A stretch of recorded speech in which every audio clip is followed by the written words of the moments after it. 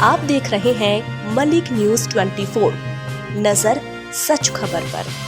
मध्य प्रदेश में जल्द ही विधानसभा का मानसून सत्र शुरू होने वाला है। सत्र को लेकर नरेंद्र सिंह तोमर ने पत्रकारों से बातचीत कर कहा कि सत्र की रूपरेखा पर अपनी जानकारी दी कि मध्य प्रदेश विधानसभा का सत्र 20 जुलाई से प्रारंभ होने जा रहा है। उन्होंने विश्वास जताया कि ये सत्र सार्थक रहेगा।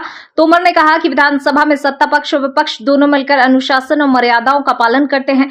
अध्यक्ष जी ने जोर देकर कहा कि उनकी कोशिश रहती है सदन में सभी लोगों को अपनी बात रखने का अवसर मिले, कामकाज सुचारू रूप से हो और संवाद सार्थक रहे। सत्र की समय सीमा के बारे में उन्होंने स्पष्ट किया कि समय की सीमा रहती है, लेकिन उसके अंतर्गत सभी को पर्याप्त समय देने का प्रयास किया जाता है। आगामी सत्र के बारे में जानकारी देते हुए उन्होंने बताया इस बार सप्लीमेंट्री बजट पेश किया जाएगा। साथ ही सरकार की ओर से कुछ नए कानून भी सदन में लाए जाएंगे, जिन पर विस्तृत चर्चा और पारित करने की प्रक्रिया अपनाई जाएगी। छोटे सत्र के सवाल पर उन्होंने कहा कि वर्षाकालीन सत्र सामान्य तौर पर छोटे ही होते हैं, लेकिन महत्वपूर्ण यह है कि कामकाज के घंटे कितने हैं। विधानसभा का यह सत्र कई मायनों में महत्वपूर्ण रहने वाला है, जहां अनुपूरक बजट से लेकर नए कानूनों पर चर्चा होगी। जनता की निगाहें अब सदन की कार्यवाही पर टिकी हैं। मध्य प्रदेश में विधानसभा का सत्र 20 जुलाई से प्रारंभ होने जा रहा है।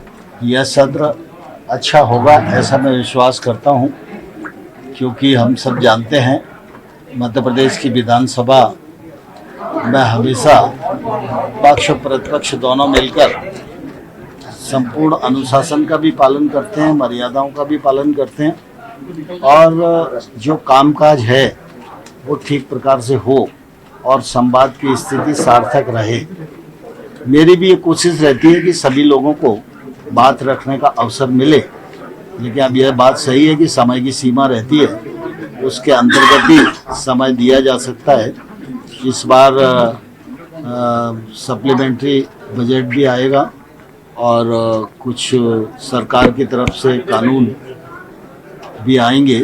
उन सब पर मध्य प्रदेश विधानसभा में चर्चा होगी और चर्चा करके उनको पारित किया जाएगा। 5 दिन का सत्र है, छोटा सत्र है, तो जनता की उम्मीदें कितनी होती है? सामान्य तौर पर होता क्या है कि ये वर्षाकालीन सत्र छोटा ही होता है, लेकिन काम काज के घंटे कितने हैं इस पर आपको समीक्षा करनी चाहिए।